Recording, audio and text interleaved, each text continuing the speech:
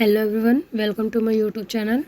और जैसा कि आप सबको पता होगा, हमने एक DTPSB TGT सोशल साइंस की प्रीवियस ईयर क्वेश्चंस की सीरीज़ को स्टार्ट करा है, जिसमें DTPSB के द्वारा जो भी क्वेश्चंस पूछे गए हैं उन्हें हम क्या कर रहे हैं, आपके साथ डिस्कस कर रहे हैं।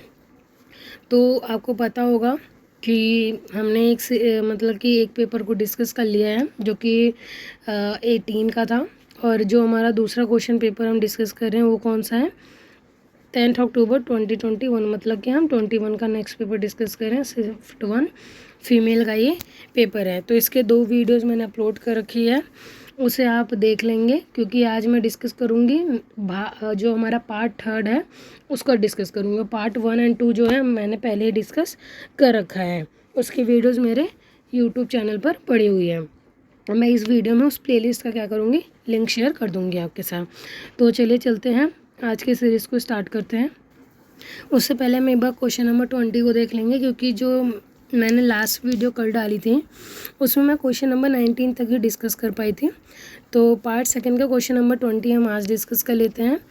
तो क्वेश्चन क्या कह रहा है, in dash USA intervened in world war 1 in support of allies. तो मतलब कि इसमें हमसे ईयर पूछ रहा है और डेट पूछ रहा है कि किस डेट को जो US था उसने वर्ल्ड वॉर 1 में एंटर किया था, क्योंकि US जो था वो वर्ल्ड वॉर 1 में स्टार्टिंग से पार्ट नहीं था, लेकिन due to some specific reason वो क्या करता है, वर्ल्ड वॉर 1 को ज्वाइन करता है। तो हम ऑप्शंस देखते हैं। हमारे पास फर्स्ट ऑप्शन है जुलाई 1917, एंड सेकेंड ऑप्शन हमारा दिसंबर 1917, थर्ड है फेब 1918, फोर्थ है अप्रैल 1917। तो चलिए देखते हैं हम अपने आंसर को। तो आंसर क्या कह रहा है, that is option number D हमारा क्या हो जाएगा, राइट आंसर।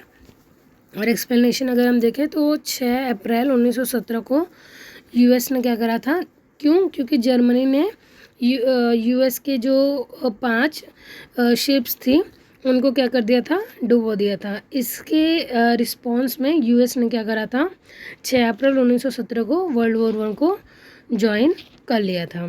तो राइट आंसर हो जाएगा हमारा अप्रैल 1970। अगर आपसे कभी स्पेसिफिक डेट पूछ लेता है तो आप उसके लिए भी इसको नोट डाउन कर सकते हैं, ठीक है। और रीज़न यहाँ पे हमें पता चल गया कि US ने क्यों वर्ल्ड वॉर 1 को ज्वाइन किया था। नेक्स्ट चलते हैं हम नेक्स्ट क्वेश्चन की तरफ। हमारा पार्ट 3 स्टार्ट हो गया है। तो पार्ट 3 का हम क्वेश्चन नंबर फर्स्ट देखते हैं। तो इसमें से पूछ रहा है, all the given statement regarding magic cultivation are correct except. तो इसमें से हमें वो पूछना है जो करेक्ट नहीं है, हमें उसको आंसर देना है। तो देखते हैं हमारे ऑप्शंस क्या क्या हैं। पहला ऑप्शन है हमारा, it is very sensitive to excess water. इसका मतलब क्या है, यह अतिरिक्त जल के प्रति अधिक संवेदनशील होता है। नेक्स्ट है, it is required field having higher salinity. तो मतलब हमें ऐसे फील्ड की ज़रूरत होती है जिसमें क्या हो, लवणता ज़्यादा हो। नेक्स्ट है, अ fertile well drained loamy soil is best for it. मतलब कि एक उपजाऊ और अच्छी जल निकासी वाली जो दोमट मिट्टी होती है वो इसके लिए क्या होती है, उपयुक्त होती है। एंड फोर्थ ऑप्शन क्या कह रहा है हमारा, it is essentially a warm and humid season. तो क्या बोल रहा है कि ये कब होता है, वार्म और ह्यूमिड मौसम इसके लिए क्या होता है, अनिवार्य होता है। तो चलिए देखते हैं हम आंसर अपना। तो आंसर नंबर क्या है, 20 का क्या हो जाएगा राइट आंसर, क्योंकि हमसे ये पूछा है कि कौन सा ऑप्शन नहीं है। तो चलिए अगर हम एक्सप्लेनेशन देखें तो भारत में मक्का, चावल और गेहूँ के बाद तीसरी सबसे महत्वपूर्ण खाद्य फसल है। मक्का की कृषि के लिए तटस्थ pH मान वाली मृदा को उपयुक्त माना जाता है। अत्यधिक अम्लीय एवं लवणी क्षेत्रों में उत्पादन नहीं होता। तो हमारा ऑप्शन बी क्या कह रहा था कि इसको लवणी क्षेत्र वाली जो मृदा होती है वो रिक्वायर होती है। तो इसलिए हमारा ऑप्शन नंबर सेकंड क्या हो जाएगा, राइट आंसर हो जाएगा according to this question. Next देखते हैं हम क्वेश्चन नंबर सेकंड अपना। गंगोत्री ग्लेशियर पूछ रहा है, भारत के कौन से स्टेट या फिर यूनियन टेरिटरी में सिचुएटेड है। तो हम पहले अपने ऑप्शंस को देख लेते हैं जाके। तो हमारे पास ऑप्शंस हैं उत्तराखंड, सिक्किम, हिमाचल प्रदेश और जम्मू एंड कश्मीर। तो हमारा राइट आंसर क्या होगा, राइट आंसर हो जाएगा हमारा उत्तरा। और अगर हम इसके बारे में थोड़ा सा और देखें तो जो गंगोत्री ग्लेशियर है उत्तराखंड के उत्तरकाशी ज़िले में है, ओके। स्थित है एवं भारत की राष्ट्रीय नदी गंगा के प्रमुख स्रोत के रूप में भागीरथी का उद्गमन भी यहीं से होता है। और गंगोत्री जो ग्लेशियर उसकी लंबाई कितनी है, 26 किलोमीटर है एवं इसकी अवस्थी कहाँ पर है, यानी ये कुमायूं का जो हिमालय है उसमें ये सिचुएटेड है। आई होप ये आपके लिए मतलब आपको ये समझ में आ गया होगा। नेक्स्ट चलते हैं, तो ये हमारा इंडियन ज्योग्राफी से रिलेटेड क्वेश्चन है। नेक्स्ट देखते हैं हमारा question number 3, which of the following combination of factors determine the location of an industry. तो कौन सा इंपॉर्टेंट है हमारी इंडस्ट्री की लोकेशन के लिए। तो पहला क्या है कि हमें स्किल्ड लेबर चाहिए और ग्रीनरी चाहिए। तो ये ज़रूरी नहीं होता है कि अगर हम इंडस्ट्री ले रहे हैं, अगर मतलब कोई इंडस्ट्री हम इस्टेब्लिश कर रहे हैं तो वहाँ पर मतलब स्किल्ड लेबर ही ज़रूर हो और ग्रीनरी होनी चाहिए। तो ये ऑप्शन सही नहीं होगा। दूसरा क्या है, रूरल सेटलमेंट और रॉ मटेरियल। तो रॉ मटेरियल एक ऑप्शन हो सकता है, लेकिन रूरल सेटलमेंट इसके लिए इम्पॉर्टेंट नहीं है। थर्ड क्या है, कैपिटल एंड एंटरप्रेन्योर। फोर्थ है क्लाइमेट एंड पॉपुलेशन। तो पॉपुलेशन का इंडस्ट्री से कोई लेना देना नहीं है। तो देखते हैं हमारा राइट आंसर क्या होगा, ऑप्शन नंबर सी, यानी उद्योग की अवस्थिति को प्रभावित करने के कारक कौन कौन से हैं। कच्चे माल की उपलब्धता यानी रॉ मटेरियल, लैंड, कैपिटल, श्रम यानी कि जो लेबर होते हैं, संगठन ग्रुप, जल होना चाहिए, बिजली होनी चाहिए, परिवहन, बाजार आदि होने चाहिए। उद्योग वहाँ स्थित होते हैं जहाँ इनमें से कुछ भी या सभी कारक उपलब्ध हों। इस विकल्प से ऑप्शन नंबर 3 जो है हमारा राइट आंसर होगा, क्योंकि कैपिटल और एंटरप्रेन्योर क्या हो सकता है, एक इंडस्ट्री के लिए इम्पॉर्टेंट हो सकता है। नेक्स्ट क्वेश्चन देखते हैं हम, क्वेश्चन नंबर 4। तो क्वेश्चन नंबर 4 क्या कहता है, the dependency ratio is dependent on which of the following population composition. यानी कि निर्भरता अनुपात जो है निम्नलिखित में से किस जनसंख्या संरचना पर निर्भर करती है। आयु पर, सेक्स रिलेशन पर, एजुकेशन पर और एथनिसिटी पर। तो राइट आंसर क्या हो जाएगा हमारा, आयु यानी एज क्या हो जाएगा हमारा राइट आंसर हो जाएगा। अगर हम इसका एक्सप्लेनेशन देखें तो निर्भरता अनुपात यानी डिपेंडेंसी रेशियो जो है वो जनसंख्या संरचना का महत्वपूर्ण घटक आयु पर निर्भर करता है। निर्भरता अनुपात किसी देश या क्षेत्र में कुल कामकाजी उम्र की जनसंख्या पर आश्रित की संख्या के अनुपात को माना जाता है। इसका मतलब ये है कि जो पर्सन वर्क कर रहा है और उसके ऊपर कितने लोग डिपेंडेंट हैं जो वर्क नहीं करते हैं। तो निर्भरता अनुपात में 15 से 59 की आयु के कुल कार्यशील जनसंख्या पर 0 से 14 और 60 से 60 वर्ष से अधिक आयु। जैसे आपको पता होगा कि जो वर्किंग क्लास होती है हमारी जो जनरेशन है वो क्या होते हैं 50 से लेके 59 तक की जनरेशन ऐसी है जो वर्क करती है, और 0 से लेके 14 तक के लोग और 60 से ऊपर के सारे क्या होते हैं आश्रित होते हैं इन पर जो वर्क करते हैं। ओके, तो आई होप ये आपको क्लियर हो गया। इसलिए गैर कार्यशील जनसंख्या की निर्भरता का आंकलन किया जाता है। ओके, नेक्स्ट देखते हैं हम क्वेश्चन नंबर 5 को, that is Asia's first export processing zone was setup in dash. तो एशिया का पहला निर्यात प्रसंस्करण क्षेत्र कहाँ पर स्थापित किया गया है, मुंबई, कैनला, विशाखापट्टनम और चेन्नई। तो हमारा राइट आंसर क्या हो जाएगा, कैनला में स्थापित किया गया है। तो हम अगर इसका एक्सप्लेनेशन देखें तो वर्ष 1965 में गुजरात के कांडला में एशिया का पहला निर्यात प्रसंस्करण यानी EPZ स्थापित किया गया। सांताक्रूज निर्यात प्रसंस्करण क्षेत्र भारत का दूसरा EPZ है जो 1973 में स्थापित किया गया था, और विश्व का पहला EPZ सेशन आयरलैंड में स्थापित किया गया था। EPZ एक विशेष प्रकार का मुक्त बाजार क्षेत्र है जिसे आमतौर पर सरकार द्वारा औद्योगिक और वाणिज्यिक निर्यात को बढ़ावा देने के लिए बनाया जाता है। ओके, नेक्स्ट देखते हैं हमारा क्वेश्चन है, नेक्स्ट क्वेश्चन हमारा क्वेश्चन नंबर 6 है। तो क्वेश्चन नंबर 6 क्या कह रहे हैं, the Lancashire region of Europe is known for which of the following industry. यानी कि लंकाशायर क्षेत्र यूरोप में किस उद्योग के लिए जाना जाता है, कॉटन, टेक्सटाइल, शुगर, इलेक्ट्रॉनिक और ऑटोमोबाइल। तो देखते हैं हमारा राइट आंसर क्या होना चाहिए, ऑप्शन नंबर ए यानी कि कॉटन टेक्सटाइल। अगर हम एक्सप्लेनेशन को देखें तो क्या कह रहे हैं, लंकाशायर क्षेत्र यूरोप में सूती वस्त्र उद्योग के लिए प्रसिद्ध है, जिसका प्रमुख कारण यहाँ आर्द्र जलवायु की प्राप्ति, कुशल श्रम आपूर्ति एवं तैयार सूती वस्त्रों के निर्यात की सुगमता थी। ओके, नेक्स्ट देखते हैं हमारा क्वेश्चन नंबर 7 क्या कह रहा है। Which of the following tropical cyclone falls under the category of weak cyclone. तो हमें बताना है कौन सा कमज़ोर साइक्लोन है, ट्रॉपिकल डिप्रेशन और टोर्नेडो। अगर हम राइट आंसर देखें तो हमारा राइट आंसर क्या हो जाएगा, ऑप्शन नंबर डी, यानी कि जो फर्स्ट वाला है वो क्या है, वीक साइक्लोन है। यानी कि उष्णकटिबंधीय कमजोर चक्रवात की श्रेणी में उष्णकटिबंधीय अवदाब को सम्मिलित किया गया है।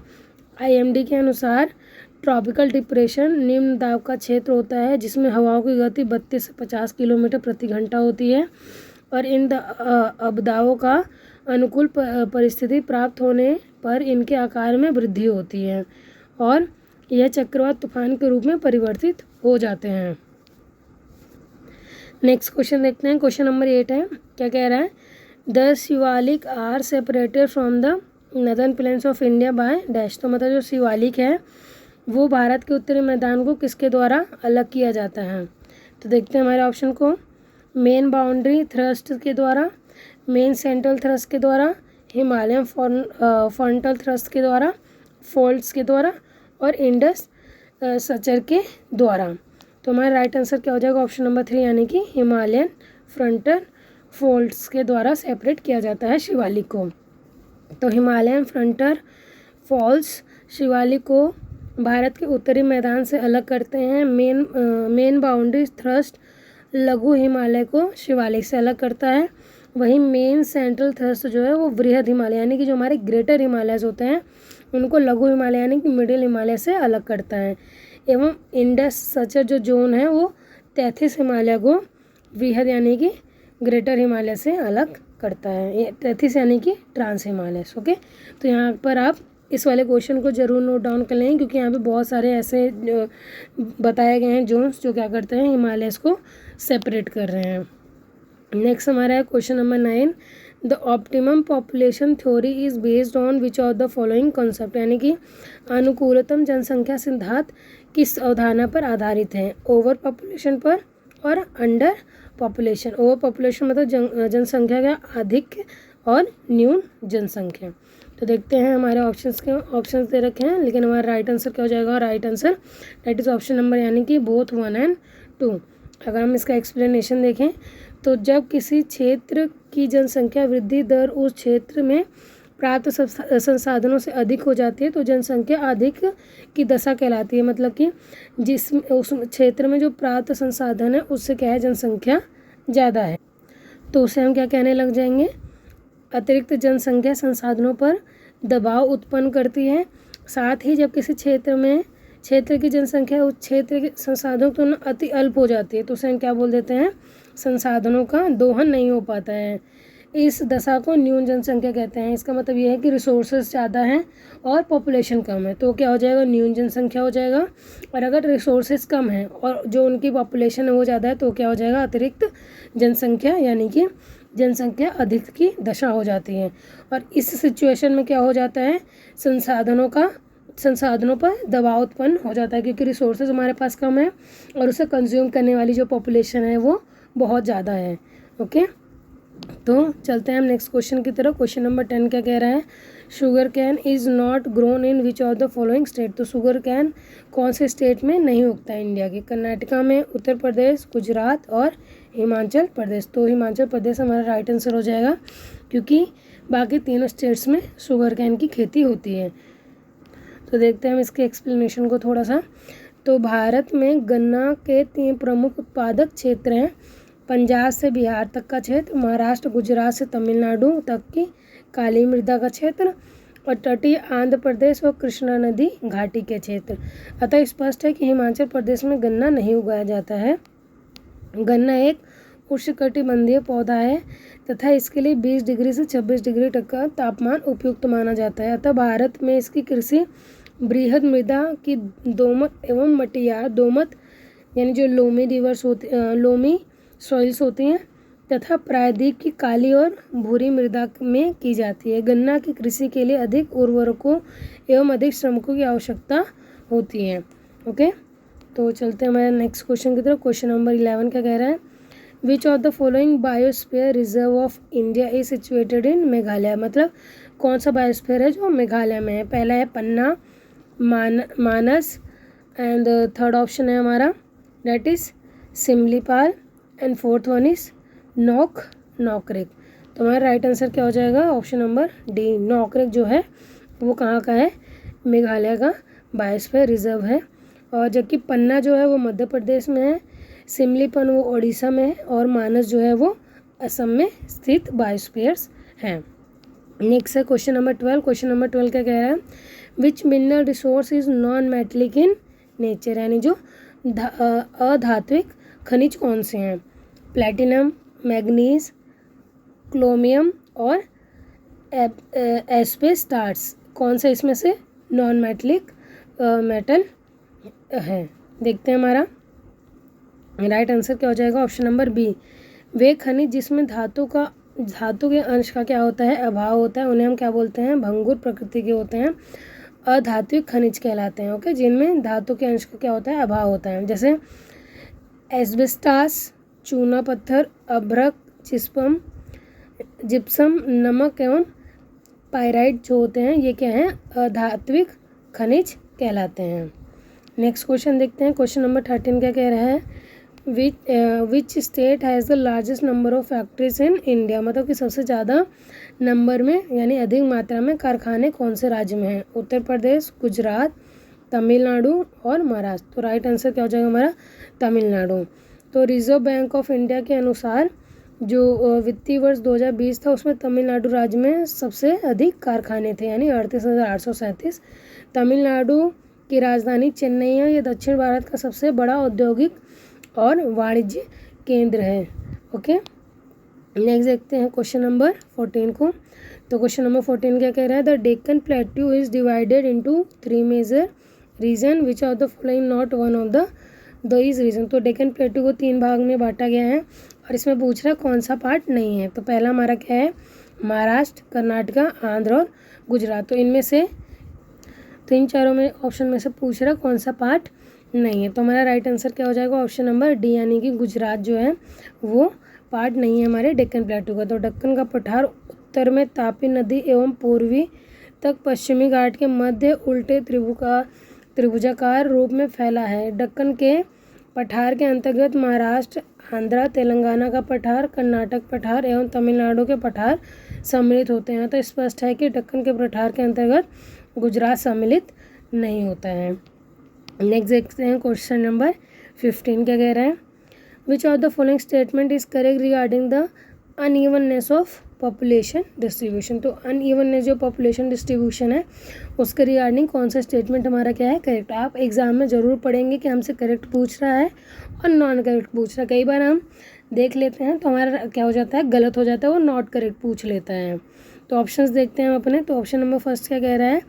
The distribution of population can be analysed on the basis of continent and countries. तो हम मतलब कॉन्टिनेंट और कंट्रीज़ के बेसिस पर उन्हें एनालाइज कर सकते हैं। और South Asia is one of the major concentrations which account for about half of the world population. मतलब इसमें पूछ रहा है कि साउथ अफ्रीका जो है उसमें कम से कम हाफ ऑफ द जो वर्ल्ड है उससे ज़्यादा पॉपुलेशन लाई करती है। तो देखते हैं हमारा राइट आंसर क्या होगा। राइट आंसर हो जाएगा हमारा ऑप्शन नंबर ए। तो देखते हैं ए ऑप्शंस क्या कह रहा था कि ओनली वन, यानी जो फर्स्ट वाला जो स्टेटमेंट है वो हमारा सही है कि हम कॉन्टिनेंट और उसके थ्रू ओशंस के थ्रू जनसंख्या को डिवाइड करते हैं। तो अगर हम एक्सप्लेनेशन को देखें तो जनसंख्या वितरण एवं घनत्व तो समस्त संसार में एक जैसा नहीं होता है। जनसंख्या के वितरण को जलवायु, स्थल रूप, मृदा आशक्ति एवं खनिज संसाधन तथा सामाजिक संस्कृति जैसे कारक प्रभावित करते हैं। जैसा आपको पता होगा अगर हम इंडिया में ही देखें तो जहाँ पे एलुवियल प्लेन है वहाँ पर मोस्टली जो जनसंख्या है वो रहती है। बाकी अगर आप रेगिस्तान में जाके देखें जो राजस्थान में, तो उसके कंपैरिजन में जो हमारा उत्तर प्रदेश, बिहार, वेस्ट बंगाल वाले एरिया हैं, राजस्थान के डेजर्ट एरिया के कंपैरिजन में इन एरियाज़ में ज़्यादा पॉपुलेशन रहती है, क्योंकि यहाँ पर जो रिसोर्सेज अवेलेबल हैं वो उनके लिए क्या है? पूर्ति कर सकते हैं एज़ कम्पेयर टू जो राजस्थान के डेजर्ट एरिया हैं। तो ये हमसे पूछा कि इन सब रिसोर्सेज पर क्या करती है जनसंख्या डिपेंड करती है। खनिज एवं संसाधन सामाजिक संस्कृति जैसे कारक प्रभावित करते हैं, इसलिए जनसंख्या के वितरण का विश्लेषण महाद्वीपों देशों के आकार पर किया जाता है। कथन क्या है हमारा फर्स्ट सही है। और देखिए अगर हम विश्व बैंक की 2021 की रिपोर्ट के अनुसार दक्षिण एशिया प्रमुख जनसंख्या सघनतम क्षेत्रों में से एक है, जो विश्व की कुल जनसंख्या का लगभग 24.1% है। और हमसे क्या ऑप्शन में बोला था मोर देन 50%, तो इसलिए ऑप्शन नंबर जो हमारा सेकंड कथन है वो क्या हो जाएगा, गलत हो जाएगा। नेक्स्ट देखते हैं हमारा क्वेश्चन नंबर 16।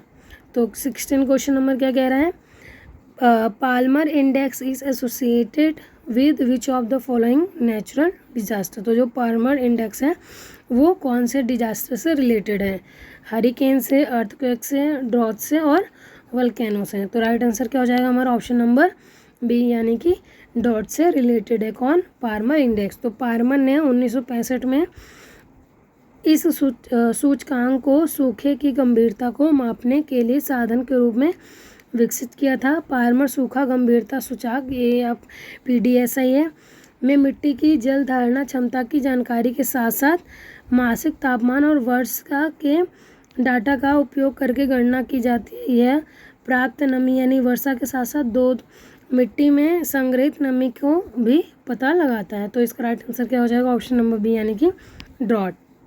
नेक्स्ट देखते हैं क्वेश्चन नंबर 17। क्वेश्चन क्या कह रहा है, which of the following pairs of national park of India state is correct. तो मतलब नेशनल पार्क का रिलेशन किससे है, स्टेट से, वो क्या होना चाहिए, सही होना चाहिए। तो चलिए देखते हैं हम अपने ऑप्शंस को। तो पहला ऑप्शन क्या है, साइलेंट वैली नेशनल पार्क कहाँ पर है, कर्नाटका में। सेकंड क्या है, Bandhavgarh national park is in Rajasthan. Third है Kanha national park in Madhya Pradesh. तो ऑप्शन क्या है हमारे पास, first and second, only third, first second third and fourth. तो हमारा राइट आंसर क्या हो जाएगा, ऑप्शन नंबर बी, यानी कि जो थर्ड वाला ऑप्शन था सिर्फ वही सही था, क्योंकि जो कान्हा नेशनल पार्क है वो कहाँ है, बांधवगढ़ नेशनल पार्क मध्य प्रदेश। अगर आप देखें तो कान्हा नेशनल पार्क और बांधवगढ़ जो राजस्थान ऑप्शन दे रहा था, ये दोनों नेशनल पार्क कहाँ है, मध्य प्रदेश में, जबकि साइलेंट वैली नेशनल पार्क जो है वो केरला में है। इससे केवल थर्ड वाला जो ऑप्शन है वही सही है, बाकी फर्स्ट और सेकंड का जो मैच है वो क्या है, गलत है। नेक्स्ट देखते हैं क्वेश्चन नंबर 18। तो 18 क्वेश्चन नंबर क्या कह रहा है, the Bhopal gas tragedy is an example of biological disaster, physical disaster, technological disaster और केमिकल डिजास्टर। तो बायोलॉजिकल डिजास्टर वो होते हैं जो बाय नेचर द्वारा किए जाते हैं, जैविक आपदाएं, और भौतिक वो होते हैं। एंड थर्ड है तकनीकी वाला, फोर्थ है क्या है हमारा, रासायनिक वाला। तो अगर हम इसके आंसर को देखें तो हमारा राइट आंसर क्या हो जाएगा, ऑप्शन नंबर डी, मतलब केमिकल डिजास्टर, क्योंकि यहाँ पर क्या होती है, गैस थी जो जहरीली थी वो रिलीज हो गई थी। तो भोपाल गैस ट्रेजेडी रासायनिक आपदा का उदाहरण है। भोपाल गैस ट्रेजेडी भारत में घटी सबसे बड़ी गैसीय दुर्घटना थी। यह मध्य प्रदेश राज्य भोपाल में घटित हुई थी। इसका प्रमुख कारण मिथाइल आइसोसाइनाइड गैस का जो हुआ था, उस रिलीज हुआ था, उससे ये ट्रेजेडी हैपन हुई थी। नेक्स्ट देखते हैं क्वेश्चन नंबर 19 है। क्वेश्चन नंबर 19 क्या कह रहा है, truck farming is associated with the cultivation of dash, यानी कि जो ट्रक फार्मिंग है वो कौन सी खेती से संबंधित है। पहला क्या है वेजिटेबल्स, सेकंड क्या है फाइबर क्रॉप्स। तो ऑप्शन हमारा सिर्फ सही, सेकंड सही है, दोनों सही हैं, दोनों गलत हैं, ऑप्शन नंबर 1 सही है। तो हमारा राइट आंसर क्या हो जाएगा, ऑप्शन नंबर डी, यानी कि जो ऑप्शन नंबर 1 क्या है वो हमारा सही है। तो अगर हम एक्सप्लेनेशन को देखें तो बाजार की मांग के अनुसार समीपवर्ती क्षेत्रों में की जाने वाली सब्जियों की कृषि ट्रक फार्मिंग के नाम से जानी जाती है, इसलिए क्या है, ऑप्शन नंबर 1 क्या है हमारा सही है। वर्तमान में ट्रक फार्मिंग के अंतर्गत सब्जियों के साथ साथ फल उत्पादन को भी सम्मिलित करते हैं, जो मेट्रोपॉलिटन नगरों के आसपास क्षेत्रों में उत्पादित होते हैं। इन्हें रात में ट्रकों के माध्यम से सुबह बाजार में पहुंचाया जाता है, इसलिए इसको क्या बोलते हैं, ट्रक फार्मिंग बोलते हैं। नेक्स्ट अगर हम थोड़ा और आगे चलें तो इसमें देखें, इन्हें प्रमुख ट्रक फार्मिंग क्षेत्र अमेरिका में कैलिफोर्निया, अटलांटिक तटीय मैदानों और ग्रेट झील हैं। वहीं रेशेदार फसलों के अंतर्गत कपास, जूट जैसी फसलें आती हैं, जैसे जो ट्रक फार्मिंग से संबंधित नहीं आता। क्वेश्चन नंबर मतलब कथन सेकंड सही है और जो फर्स्ट वाला है वो हमारा क्या है, राइट है। तो क्वेश्चन नंबर 20 आ गया। आज का हमारा लास्ट क्वेश्चन है, इसे देख लेते हैं हम एक बार। तो क्वेश्चन नंबर 20 क्या कह रहा है, which city is called the cotton polis of India, यानी कि कॉटन पॉलिस ऑफ इंडिया कौन सा सिटी को बोला जाता है, मुंबई, कोलकाता, चेन्नई और पटना। तो राइट आंसर क्या है हमारा, जैसा आप लोगों को दिख रहा होगा ऑप्शन नंबर ए यानी कि मुंबई।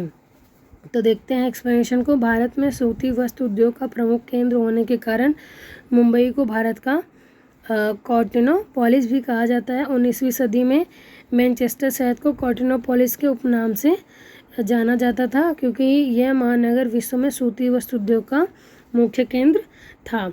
आई होप ये आपको सेशन पसंद आया होगा। तो मतलब मेरे चैनल को सब्सक्राइब कीजिए और इस वीडियो को लाइक कीजिए। और अगर आपको कोई डाउट है इस जो सीरीज़ है, जो आज क्वेश्चंस मैंने डिस्कस करे हैं, तो आप उसे कमेंट बॉक्स में ज़रूर लिख दीजिएगा। मैं आपको नेक्स्ट वीडियो में उसका सॉल्यूशन बता दूंगी। तो मिलते हैं हम नेक्स्ट सेशन पर, तब तक के लिए बाय।